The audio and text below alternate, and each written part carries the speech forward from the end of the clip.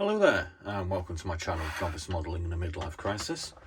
My name is Andy, and today we're going to be doing a What's in the Box kit review on my Italeri Chevrolet 15 CWT truck, which is kit number 233 in the 135 scale.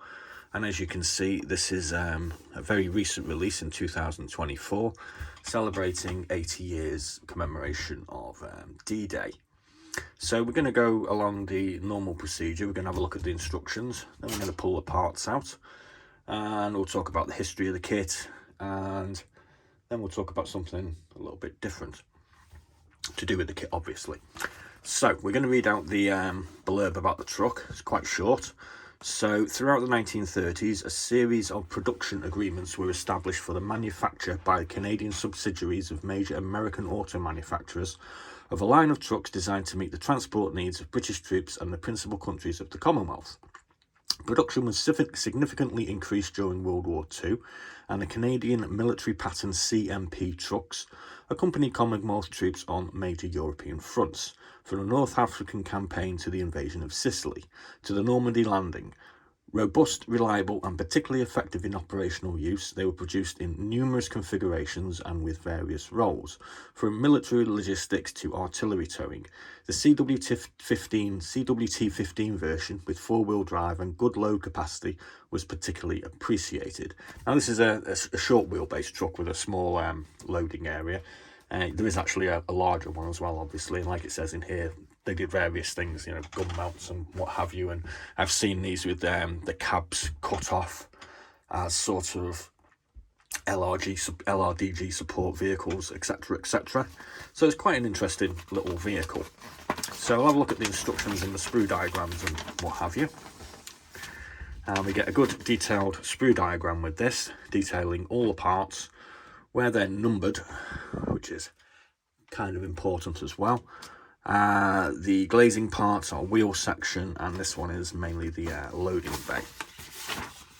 So the instructions are pretty simple to follow. We get quite a lot of windows. It's not a particularly complicated model. It's not massively well detailed, but it is certainly a decent kit to have a play around with. So section 1, we're going to be looking at the frame, underframing and chassis of the truck. We're going to be putting the suspension springs on, a few bits of mechanicals. Section 2, we're going to put our wheel hubs on and our drive shafts on, etc, etc. It's all starting to look like the bottom of a truck now. We've got our exhaust system going on as well. Section 3, we're going to put our wheels on. Petrol tank, this is a step to get into the vehicle. I think that might be a petrol tank or a loading or sort of tool box on the other side. Section 4, we're going to have a look at the cab and do some parts on the cab interior, including our pedals and our gear shifters. Section 4 also shows us how to put the base of the cab onto our chassis. Section 5, we're going to do the actual cab itself. So we've got the front going together here with the bonnet and radiator grille, our glazing going in on our windshield, a few other bits and bobs. Then we're going to put our mud guards on, our steering wheel and console. I'm going to put the front and the rear of the cab on as well. Section 6, we're going to put the roof and the doors on, and our bumpers. Kind of got a knife here, so obviously we need to do a little bit of adaptation. Got some wing mirrors as well.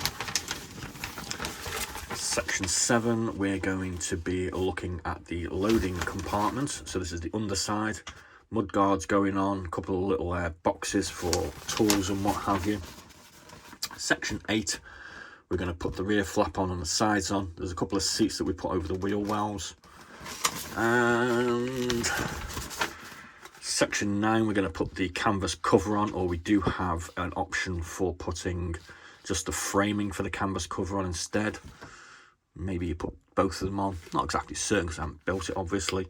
And then we're going to put this onto there and a few bits of the rear sort of bumper sort of thing. And in the end, we've got 3 nice colour painting diagrams.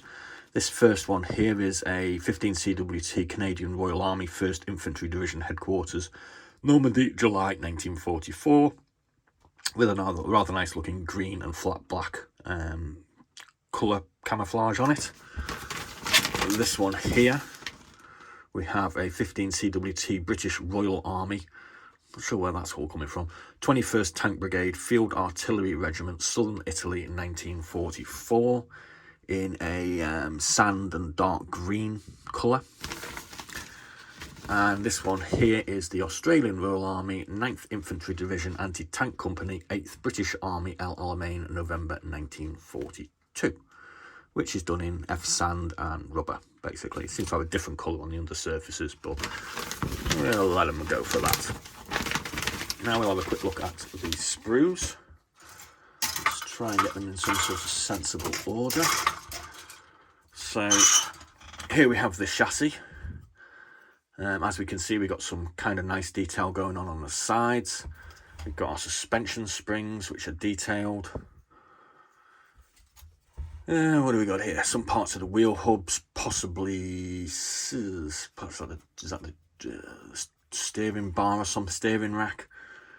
We've got parts of the wheel mountings. We've got the drive shafts here, which they're nicely detailed, aren't they? They're pretty good. A little bit of mechanical, storage boxes, petrol fuel tank.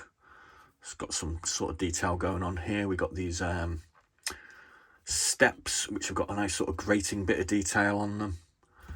That'll be the radiator there. You can see we've got detail on that as well. So it's all looking quite nice so far, isn't it? That's our first one. Second off, we have, this looks like generally the sort of cab. So we've got the floor of the cab. Again, we've got grating on the floor. Got a couple of seats for the front. We've got our instrument panel. Some mechanicals that I can't identify. This chunky steering wheel there. Don't know what that is. There's our roof. It's got a couple of scratches on it, but never mind. As we can see, we've got a sort of sunroof or access panel here, which is going to be this, I imagine. So as we can flip it open and stick a machine gun out of there, I imagine. We've got a couple of mud guards, got the doors. Again, they've got some detail on here. You can just see some quite fine sort of rivets or bolts or whatever.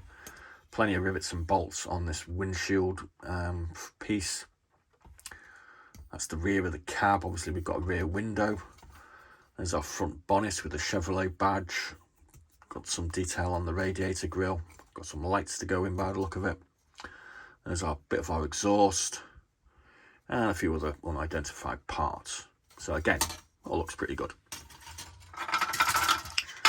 Here we have our tyres or wheels, which are two-piece, stick two pieces together. We get 4 wheels and 1 spare. As you can see, we've got a nice little touch here. We've got Dunlop track grip written on the actual tyres. That sounds a little bit familiar. I wonder where I remember that from. So we've got these 5 wheels to put together, and then we move on to the loading bay here. As you can see, we've got these 4 seats which have a bit of detail on them. They go in the rear loading bay. We've got our side panels for our loading bay, which have some quite nice sort of wood grain markings on them. Nice detail on all the sort of bolts and rivets. All looks pretty good. We've got this part here, which is the base of the loading bay. Gonna have a guess that that's wood again, because you've got these sort of same grain marks on them. And we've got a few other mechanicals on the frame for the canvas as well. And there's the canvas hood, the canvas cover, which has got stitching marks on it. It's got a little tiny window sort of flap thing here going on. And you can have that open like that with these little pin marks on. So it all looks quite nice. I quite like this kit.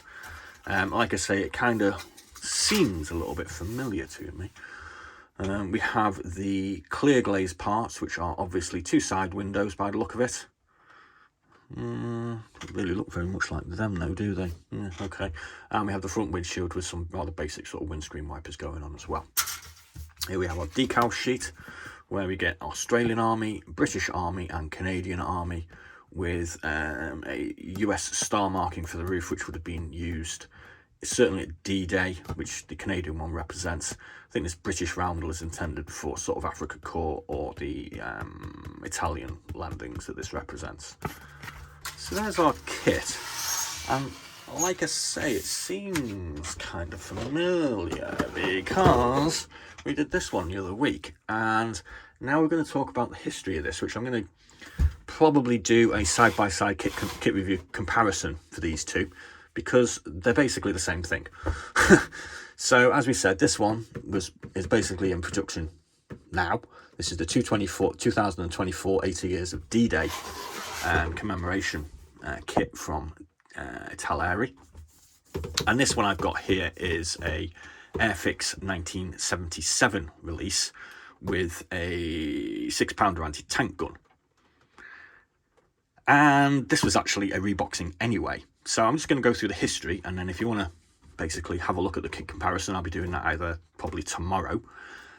Basically, this kit started off its life in 1974 by a company called Max Plastic Model. It was then taken in hand by Tomy in 1976 and Peerless Max in 1976-77, and then Airfix got the hands on it in 1977, and then Italeri took it on in 1982, and at this point we lose the anti-tank gun. That's gone. So basically Italeri only sold the truck from now on, and this went through a series of reboxings. It was reboxed in 1996, 2007, 2012 and 2024. In the 2012 issue, you actually got a breeder 20/65 anti-aircraft gun with it as well. Now, I paid about 40 quid for this one, but I get the anti-tank gun. I kind of like this kit, and I kind of like this kit because it's really sort of basic. It's pretty well detailed, but it is a 50-year-old mould or tool.